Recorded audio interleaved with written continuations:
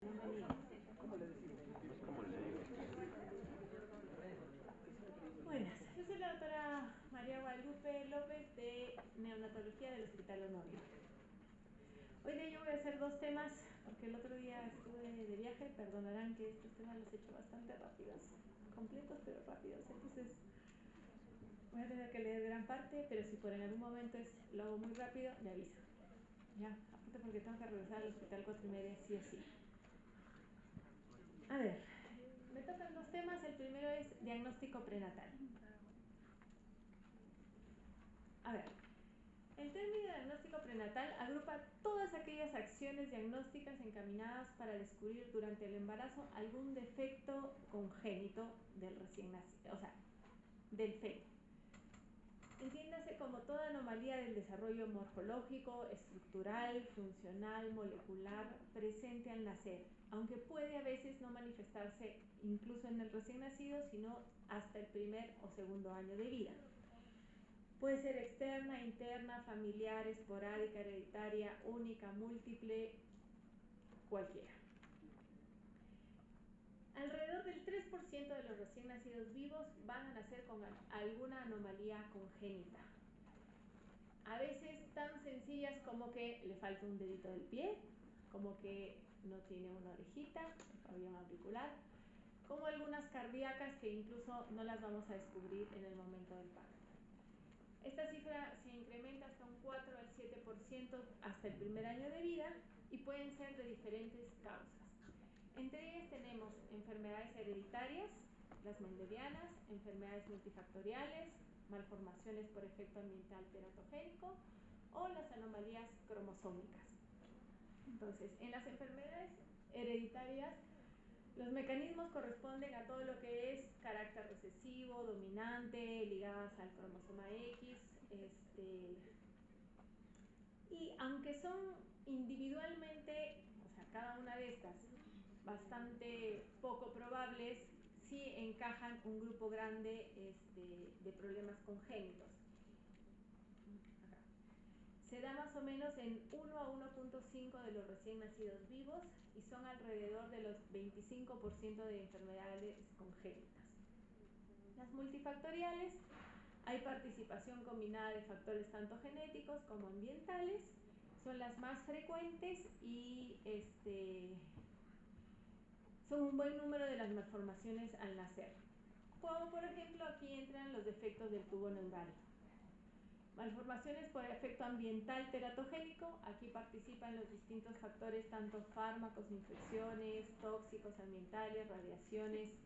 Por ejemplo, aquí es muy conocido en el Perú, en la zona alta del centro de Lima, hay mucha minería, muchos niños con problemas genéticos, cromosomopatías, y aquí nosotros, por ejemplo, niño con ano imperforado, malrotación, cualquier problema intestinal viene de Puno.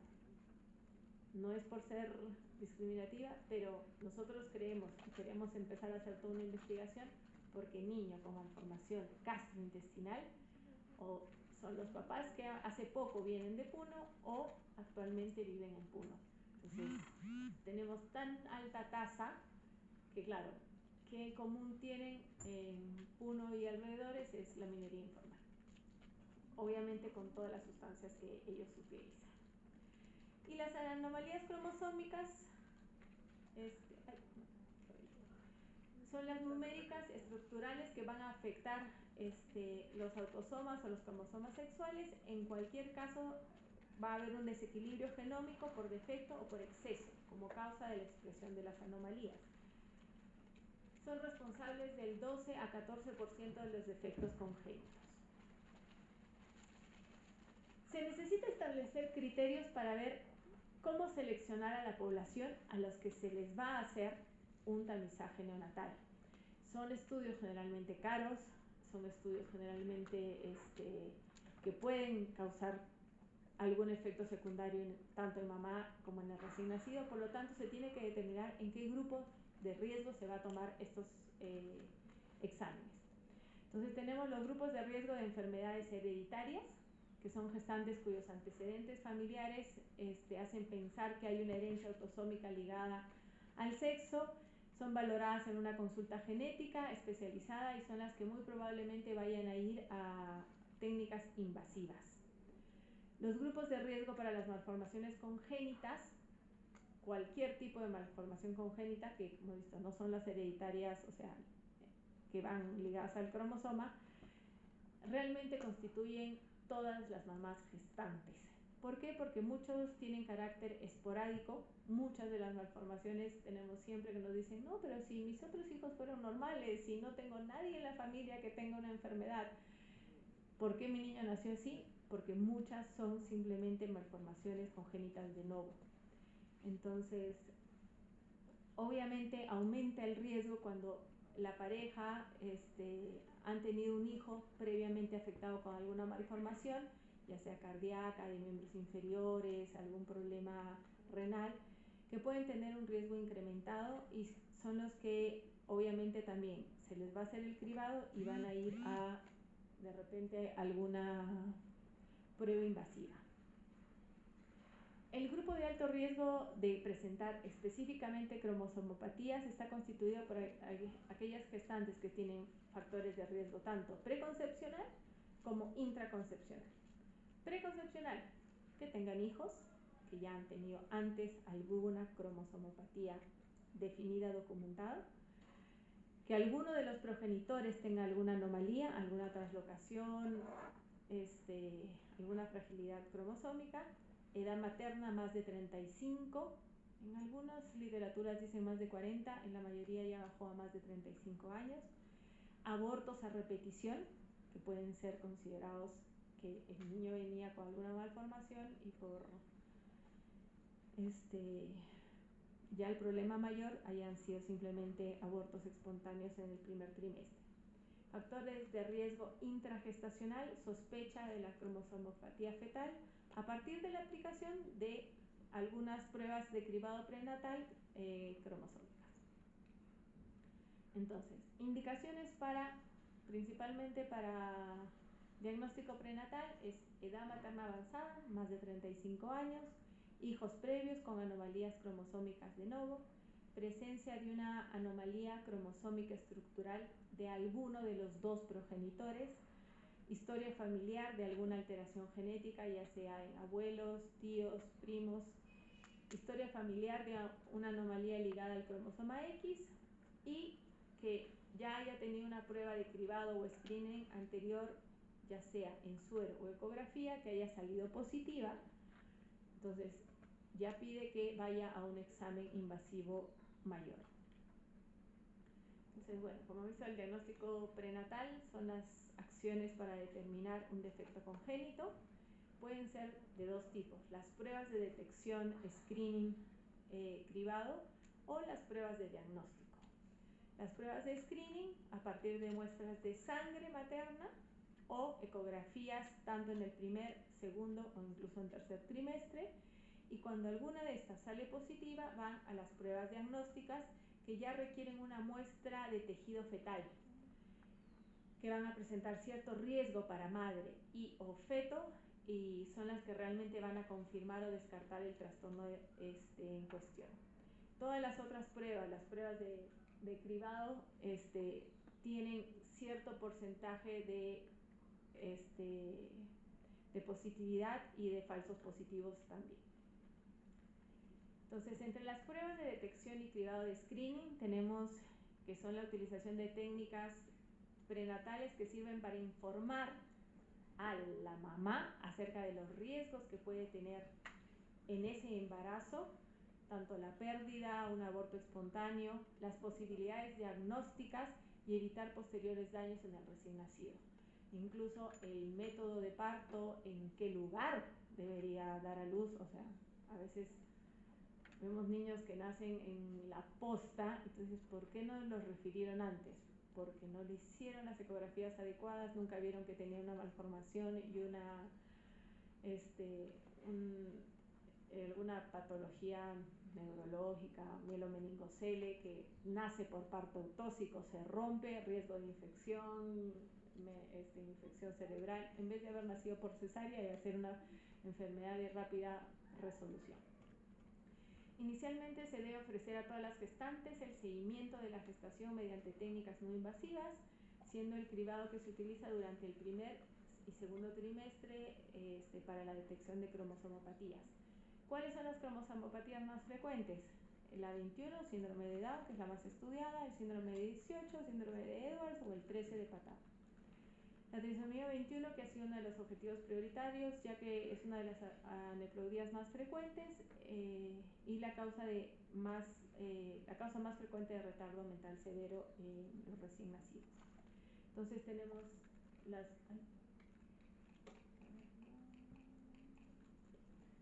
son dos test de screening que son ya sea por ecografías o por pruebas sanguíneas. Entonces empezamos por las ecografías. Estas se pueden dar primer, segundo, tercer trimestre. Vamos a ver en ellas descartar anomalías congénitas y anomalías cromosómicas. La primera, que es dentro del primer trimestre, es para verificar la gestación, si es uterina o extrauterina, valorar el número de embriones, la viabilidad de cada uno de ellos. Generalmente se realiza entre la semana 11 y 14 de gestación. La segunda debe de efectuarse durante el segundo trimestre y es para descartar malformaciones fetales. Y esta generalmente se da a las 20 semanas, que es la ecografía morfológica que se llama. Y bueno, durante el tercer trimestre, que generalmente ya es para ver crecimiento, algún problema de sufrimiento fetal en general. Entonces, el cribado ecográfico de las alteraciones cromosómicas. Empezamos aquí con los marcadores ecográficos en el primer trimestre, entre las 11 y 14 semanas, que los ítems que va a revisar específicamente son la translucencia nucal, que va a estar generalmente aumentada en los niños con cromosomopatías, ausencia del hueso nasal, onda de velocidad de flujo normal del ductus venoso y el flujo retrógrado en la válvula tricuspidia. Obviamente, para poder hacer esta ecografía tiene que estar alguien experimentado. Las dos primeras son un poco más fáciles, aquí viene mayor problema. Junto con los marcadores ecográficos se identifican factores de riesgo y se van a ir a los marcadores bioquímicos, que en el primer trimestre sobre todo se utilizan dos, que es la subunidad beta libre de las gonadotrofinas coriónicas, que por ejemplo en síndrome de Down se van a encontrar aumentadas, y la proteína A de la gestación, que en síndrome de Down se van a ver disminuidas. La translucencia nucal es el acúmulo de líquido en la nuca y parte posterior del cuello del feto bajo la piel entre las semanas 11 y 14. Puede evaluarse y verse en recién nacidos normales cuando hay un retraso temporal del cierre de la columna vertebral superior. Pero si persiste, ya se vuelven patológicas y están relacionadas con las anomalías cromosómicas. Se hace junto con la prueba de triple screening en sangre materna, que valoran cromosomopatías, y van a hacer el dosaje de alfa-fetoproteína, que es la que produce el feto, la fracción beta de la gonadotrofina coriónica libre y el estradiol libre. Y bueno, estos van a determinar si es que hay riesgo alto para síndrome cromosómico, y si se quiere confirmar se va a las pruebas invasivas que veremos después. Entonces, la translucencia nucal, ¿cuándo va a ser normal? Cuando su grosor es menos de 3 milímetros, es homogénea y lineal, y el espacio translúcido es econegativo. ¿Cuándo se considera patológica? Si tiene mayor grosor, se dice más de 3.5, no es lineal, se observan pequeños setos, como literalmente es irregular. El atlas y el axis permanecen abiertos durante, más de las 12 semanas de gestación. Se observan estructuras quísticas, la translucencia se extiende más allá del polo cefálico y se extiende a veces hasta la espalda. Se acompaña de ascitis o anasarca. Bueno, y obviamente cuando va acompañada de otras malformaciones. aquí más o menos este sería uno normal, es pequeño, aquí ya es bastante más grande, tiene esas como montañas e irregularidades que ya vendría a ser patológico. La valoración de la ausencia del hueso nasal, que puede ser ausencia o un tamaño menor de 2.5 milímetros, se busca acompañado a la translucencia nucal, igual a las 11 y 14 semanas, y van a indicar una alteración cromosómica. Realmente sí tiene que ser alguien experimentado que se dé cuenta que no hay el huesito, ahí es difícil ver, y la translucencia nucal, que mira cómo se nota acá como una ecogenicidad mayor. ¿Qué otras cosas podemos buscar en la ecografía del primer trimestre? Tenemos el cribado de efectos del tubo neural.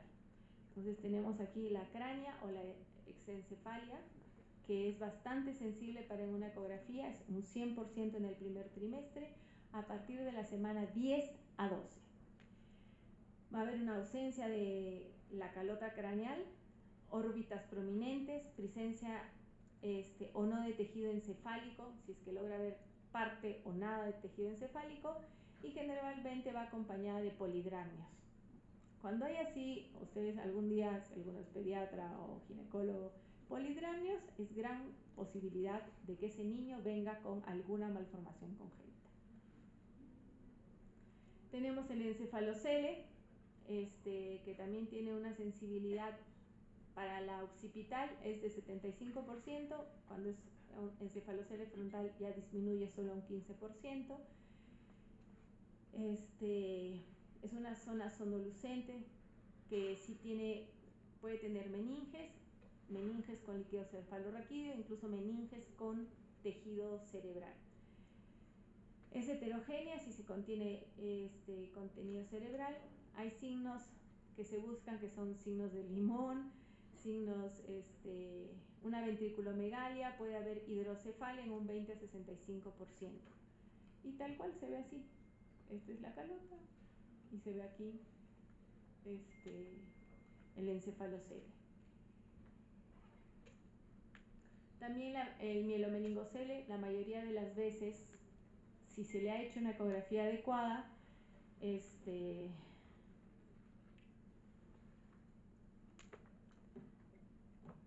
por allí, si en algún momento tengo que interrumpir, es que como estoy de guardia, igual me pueden llamar. Entonces, el meningocele es un efecto del tubo neural, de la fusión de las vértebras, donde va a haber una herniación, una salida de la meninge, generalmente con líquido cefalorraquídeo. Puede haber ventriculomegalia. A las 16 y 24 semanas se ve lo que se llama el signo de limón, que es un achatamiento de los huesos frontales, frecuencia de microcefalia. Hay otro signo que se llama el signo de la banana, que se le ve en el cerebelo, donde debería verse, todos tienen la idea cómo se ve una ecografía, son como dos conchitas. En este caso, miren, acá es donde se ve, en vez del cerebelo, se ve más que una banana, es una zona más cóncava en donde no debería haber. Cribado de cardiopatías, sí ya es todo otra clase realmente, pero aquí entra. Evaluación en la ecografía si el corazón.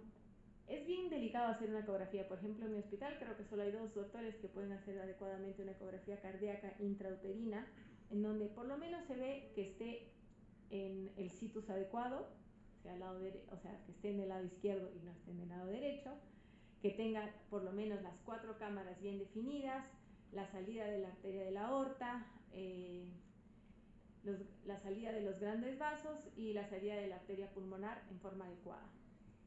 Este primer ultrasonido debería realizarse entre las 18 y las 30 semanas y se puede repetir entre la 28, o sea, más o menos a las 18 semanas, y se debe repetir a las 28 o 30 semanas si es que tenemos alguna sospecha. Podemos ver desde una arritmia, un CIB, insuficiencia tricuspidia, atresia tricuspidia, hipoplasia, coartación de aorta, falot, cierre rectal, cualquier tumoración. Y más o menos las cromosomopatías, cardiopatías congénitas se pueden presentar en un 0.8 a un 1.5% de los niños recién nacidos.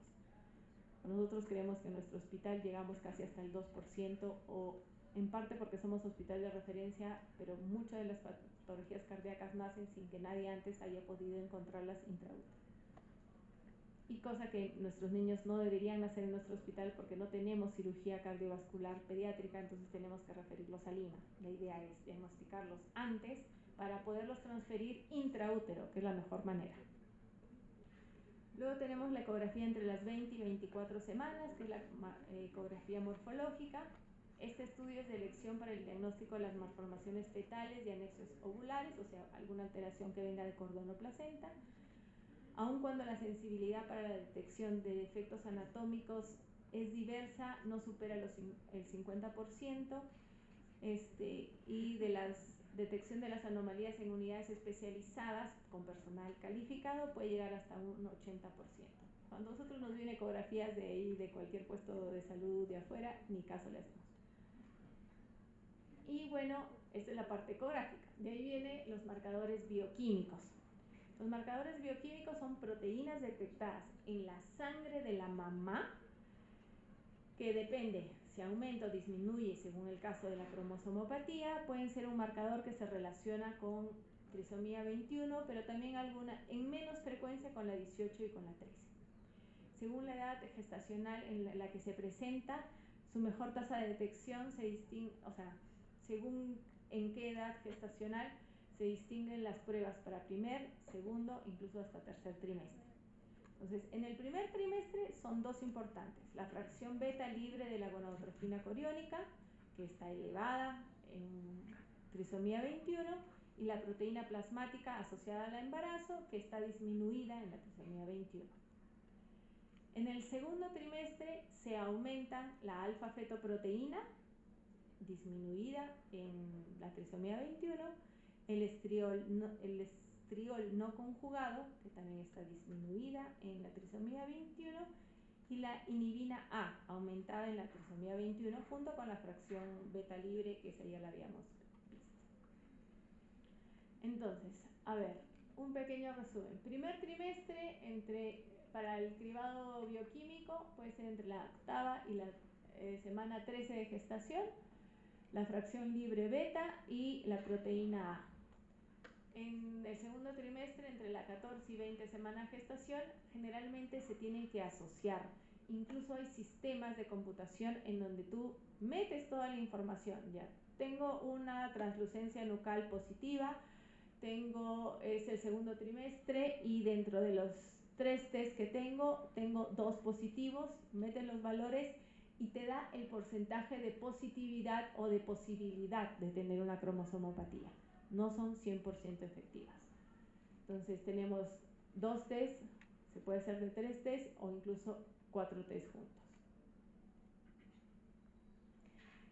Si alguna de esas pruebas nos sale positivas, vamos a lo que se llaman las pruebas de técnicas diagnósticas invasivas, en las que invadimos o introducimos físicamente, se introduce al espacio, al entorno fetal, requiere un estricto control y guía ecográfica y se realiza en las semanas concretas para aumentar la probabilidad de tener resultados positivos y de no producir de hacer riesgo de aborto. Entonces, entre estas tenemos la biopsia corial. Se extrae una pequeña porción de la vellosidad coriónica, se realiza entre la semana 11 y 12, permite detectar forma precoz anomalías genéticas y se puede extraer la muestra por el cuello uterino o a través de la pared abdominal. Para cualquiera, ya sea intrauterino o en pared abdominal, siempre tiene que ser con guía ecográfica, puede producir una leve hemorragia y como ya se ha hecho un contacto entre, digamos, el niño y la sangre de la mamá, si es que la mamá fuera RH negativo, se tendría que dar inmunoglobulina, porque ya podríamos haber sensibilizado con ese método a la mamá contra el grupo sanguíneo del bebé. Tiene riesgo de aborto espontáneo en 1 en 500 procedimientos y el resultado no es 100%. La amniocentesis es más usado y es ofrecido a gestantes de más de 35 años y realmente a veces ni siquiera piden que sea el cribado anterior positivo. Se extrae líquido amniótico y se practica después de las 15 semanas. Permite medir el nivel de alfa-fetoproteína y la acetilcolinesterasa, que se encuentran elevados en los defectos del tubo neural. La alfa-fetoproteína elevada también puede estar en defectos de la pared abdominal, síndrome nefrótico congénito o atresia intestinal.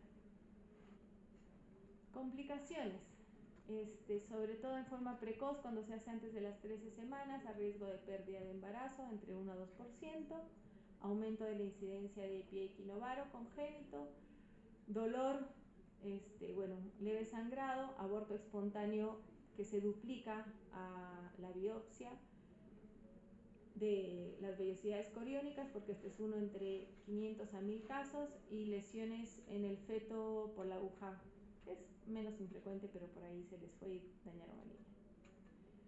La funiculocentesis, que es la muestra del cordón umbilical, esta se basa en la extracción de sangre fetal por punción del cordón umbilical, también llamada cordocentesis. Precisa de un seguimiento ecográfico igual que las otras dos. La principal utilidad de este método es la realización de un cariotipo fetal seguro en un corto periodo de tiempo. O sea, es en el que se puede sacar células de recién nacido y mandar a hacer el cariotipo completo. Puede producir anemia fetal, transfusión fetal. Nos ayuda para los diagnósticos de enfermedades infecciosas como Toxoplasma parvovirus. También se puede emplear para suministrar sangre o medicamentos, por ejemplo, incluso hacer exsanguíneo transfusiones cuando tenemos ya una incompatibilidad, sobre todo la DRH con mamás sensibilizadas y el niño con hidros fetal, se puede realizar incluso una exsanguíneo transfusión. Los riesgos: sangrado fetal, hematoma por el cordón umbilical, disminución de la frecuencia cardíaca del bebé, infección obviamente, sangrado fetal y materno, transmisión de alguna infección materna porque ya hay contacto y pérdida del embarazo. Este es un cuadro resumen que lo utilizarán ya para estudiar.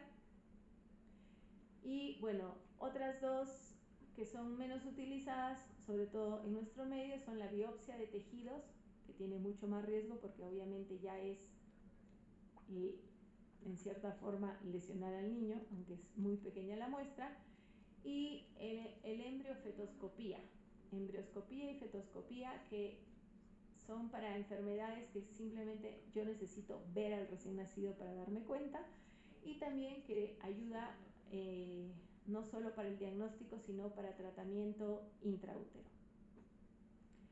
Y bueno, habiendo sido día ayer del día del síndrome de Down, que es lo que más nos ayuda a diagnosticar, esta es una pequeña frase que justo me mandaron ayer, que decía: en la diversidad está la magia de ser llamados seres humanos, de ser diferentes, pero saber que todos merecemos vivir con amor, respeto y dignidad, a pesar de tener una condición como una trisomía 21.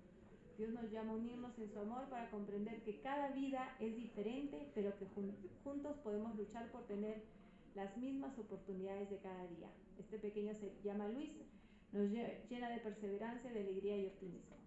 Tiene 19 años, estudia dentro de los colegios que aceptan niños especiales y tiene muchas capacidades y ya él quiere ser ingeniero mecánico. Y de verdad puede lograrlo. Bueno, esta es la clase más corta. ¿Alguna pregunta mientras veo el cambio y respondo una respuesta de hospital? 5 minutos.